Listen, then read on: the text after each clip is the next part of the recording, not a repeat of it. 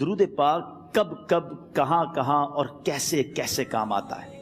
ایک بہت ہی خوبصورت واقعہ، بڑا ایمان افروز واقعہ ہے جو میں آپ کے سامنے پیش کرتا ہوں۔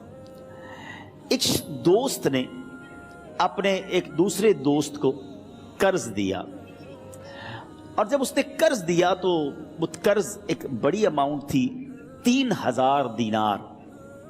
وہ ٹائم آ گیا جب اس ٹائم وہ قرض لینے کے لیے اپنے دوست کے پاس گیا کہ بھائی مجھے میرے پیسے واپس دو، تو اس نے کہا کہ پیسے تو نہیں ہے میرے پاس، میں کولیپس ہو گیا ہوں، بزنس اب میرا ختم ہو گیا ہے، میں تمہاری رقم نہیں دے سکتا۔ اس نے ایک اور ٹائم دے دیا اسے کہ ٹھیک ہے اب اتنے دنوں کے بعد میں دے دوں گا۔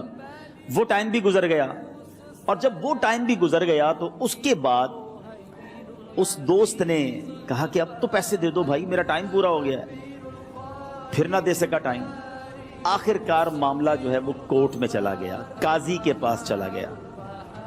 اب قاضی نے جس کو پیسے دینے تھے اس کو بلایا اور کہا کہ بھائی آپ کو اس کے پیسے دینے ہیں؟ کہتا ہے ہاں پیسے تو دینے ہیں۔ تو کہا پھر دیتے کیوں نہیں ہو؟ کہا پیسے ہیں ہی نہیں، کاروباری ختم ہو گیا ہے، قرضہ۔ تو کہا اچھا اب یہ بتاؤ کہ کب دو گے، کیسے دو گے؟ اس نے کہا بس میرے پاس پیسے ہی نہیں ہیں۔ تو کہا اب تمہارے پاس 30 دن کا ٹائم ہے، یا تو اس کے پیسے لوٹا دو یا 30 دن کے بعد تمہیں قید کر دیا جائے گا۔ یہ شخص اب گھر آیا، پیسے تو تھے نہیں۔ شخص نے سوچا کہ اس نے ایک حدیث پاک پڑھی ہوئی تھی کہ جس میں نبی پاک علیہ الصلوۃ والسلام نے فرمایا ہے، جس کا مضمون ہے کہ جو شخص پریشان ہو، مصیبت زدہ ہو، اسے چاہیے کہ مجھ پر کثرت سے درود پاک پڑھے، کیونکہ درود پڑھنا مصیبتوں اور پریشانیوں کو لے جاتا ہے۔ اب اس عاشق رسول نے سوچا اور تو کچھ ہے نہیں، اب میں درود پاک پڑھنا شروع کرتا ہوں۔ صبح سے لے کر شام تک وہ درود پاک پڑھنے لگ گیا۔ 27 دن گزر گئے، 3 دن باقی تھے قاضی کے پاس جانے میں۔ 27 دن گزر گئے درود پڑھتے پڑھتے۔ جب 28ویں رات آئی تو آنکھیں تو بند ہوئیں، مگر خواب میں اسے ایک آواز آئی، گھبراؤ نہیں، تمہارا قرضہ ادا کر دیا جائے گا، تمہارا مسئلہ سالو ہو جائے گا۔ صبح اٹھتا ہے، درود پاک پڑھ رہا ہے، مگر کہتا ہے یہ آواز سے تو مسئلہ حل نہیں ہوگا، پیغام کیا ہے اسے سمجھ نہ آیا۔ 28واں دن گزر گیا، 29ویں رات آ گئی، مگر اب آنکھیں بند ہوئیں اور قسمت جاگ اٹھی۔ نبی پاک صاحب لولاک صلی اللہ تعالیٰ علیہ وسلم خواب میں تشریف لائے، اور پیارے آقا صلی اللہ تعالیٰ علیہ وسلم نے فرمایا گھبراؤ نہیں، علی بن عیسیٰ وزیر کے پاس جاؤ، وہ تمہارا قرضہ ادا کر دے گا۔ اب یہ عاشق رسول صبح اٹھا تو ویری فریش، حشاش بشاش کہ اب تو کام ہو گیا، نبی پاک نے خواب میں آ کر بشارت دی ہے۔ مگر پھر ذہن میں سوال آیا کہ علی بن عیسیٰ کے پاس جاؤں گا تو ثبوت کیا ہے، پروف کیا ہوگا؟ میں جا کر اس کو کہوں گا کہ میرا قرضہ دے دو تو ایسے تو قرضہ نہیں دے دینا، اور میں نے اس کو کہا کہ مجھے نبی پاک نے خواب میں کہا ہے، اور اس نے اگر مجھ سے کوئی نشانی مانگی تو میں نشانی کیا دوں گا؟ آخری دن تھا، 29واں دن تھا، وہ بھی درود پڑھتے پڑھتے گزر گیا۔ 30th نائٹ آ گئی، صبح وہ دن ہے جب عدالت میں جانا ہے۔ اب اس رات پھر نبی پاک علیہ الصلوۃ والسلام خواب میں تشریف لائے، اور آقا علیہ الصلوۃ والسلام نے فرمایا کہ علی بن عیسیٰ وزیر کے پاس جاؤ، وہ تمہارا قرض ادا کر دے گا۔ کہ حضور چلا تو جاؤں گا، لیکن اگر وزیر نے مجھ سے کوئی نشانی طلب کی تو میں کیا جواب دوں گا؟ پیارے آقا علیہ الصلوۃ والسلام نے کمال کا ارشاد فرمایا کہ علی بن عیسیٰ سے کہنا کہ تم روزانہ فجر کی نماز کے بعد 5000 بار درود پاک پڑھتے ہو، یہ راز فقط تم جانتے ہو اور تمہارا رب جانتا ہے۔ اب یہ جب صبح اٹھا تو ایک نشانی بھی مل چکی تھی۔ عدالت میں جانے سے پہلے وزیر کے دربار میں پہنچ گیا، اسے یہ ڈر تھا کہ آج پیسے نہ لوٹائے تو سزا ہو سکتی ہے۔ جب وزیر کے دربار میں پہنچا تو وزیر اپنے مشیروں کے ساتھ بیٹھا تھا۔ کہا مجھے آپ سے بات کرنی ہے۔ کہا بتاؤ کیا بات کرنی ہے؟ کہا میں ایک پیغام لایا ہوں آپ کے لیے۔ اچھا کس کا پیغام لائے ہو؟ کہا میں نبی پاک جناب محمد مصطفیٰ صلی اللہ تعالیٰ علیہ وسلم کا پیغام لایا ہوں۔ وہ عاشق رسول وزیر تھا، کہتا بتاؤ میرے آقا نے کیا پیغام دیا ہے؟ کہا حضور میں 3000 دینار کا مقروض ہوں، آج آخری دن ہے، اور میرے آقا نے مجھے بشارت دی ہے کہ آپ سے کہوں کہ آپ میرا قرض ادا کر دیجئے۔ علی بن عیسیٰ کہتا ہے کوئی ثبوت ہے آپ کے پاس؟ کوئی دلیل بھی ہے آپ کے پاس؟ میں کیسے مان لوں کہ آپ کو نبی پاک علیہ الصلوۃ والسلام نے بھیجا؟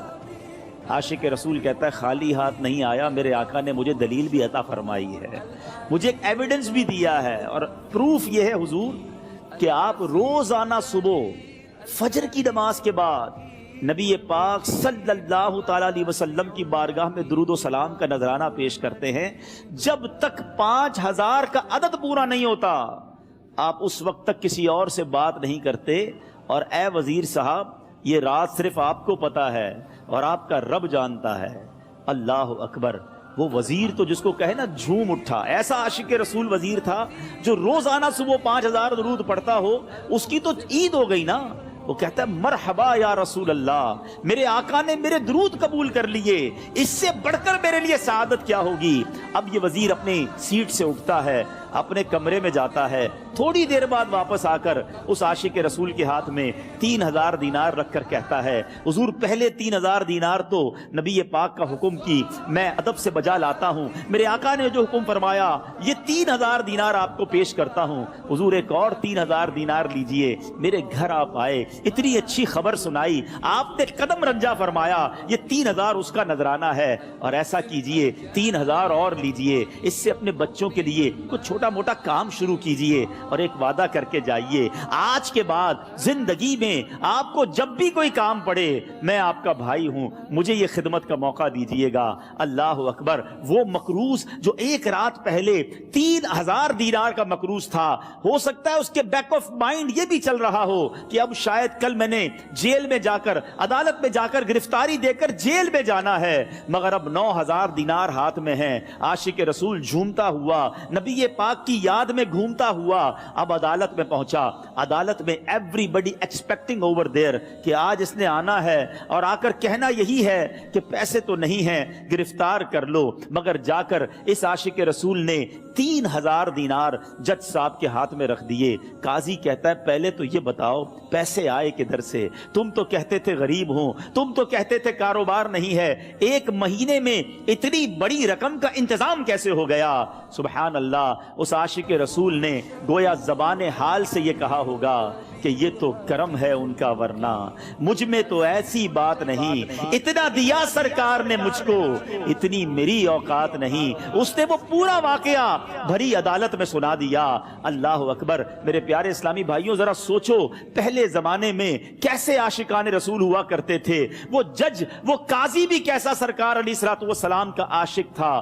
اپنی سیٹ سے اٹھتا ہے، بھرے دربار میں، بھری عدالت میں، وہ اپنے چیمبر میں، اپنے کمرے میں جاتا ہے، اور تھوڑی دیر بعد واپس آ کر اس کے ہاتھ میں بھی 3000 دینار ہیں، اور وہ 3000 دینار جو ہیں وہ اس عاشق رسول کے ہاتھ میں رکھتا ہے کہ سارا ثواب علی بن عیسیٰ کیسے لے جائے، میں بھی تو نبی پاک کا غلام ہوں، میں تمہارا قرضہ میں ادا کرتا ہوں۔ اچھا، اب ایک اور عجیب سینیریو یہ بن گیا کہ جس نے کیس کیا تھا، جس نے دعویٰ کیا تھا، وہ بھی یہ سارا منظر دیکھ رہا تھا۔ کہتا ہے جج صاحب ذرا رکیے، میں بھی اپنے آقا کا امتی ہوں، اور ایک کام کیجئے، قلم کاغذ منگوائیے، اس عاشق رسول کا قرضہ ہی میں معاف کر دیتا ہوں۔ اچھا، اب عاشق رسول نے وہ واپس 3000 دینار جو جج صاحب نے دیے تھے وہ واپس جج صاحب کو دیے کہ حضور یہ پیسے آپ ہی رکھ لیں، قرضہ ہی معاف ہو گیا، اب آپ کے پیسے کا میں نے کیا کرنا ہے؟ جج صاحب کہتے ہیں جو پیسے نبی پاک کے نام پر نکالے ہیں اب مجھے واپس نہیں چاہیے، یہ بھی تم اپنے ساتھ لے جاؤ۔ اللہ اکبر! میرے میٹھے اسلامی بھائیوں، وہ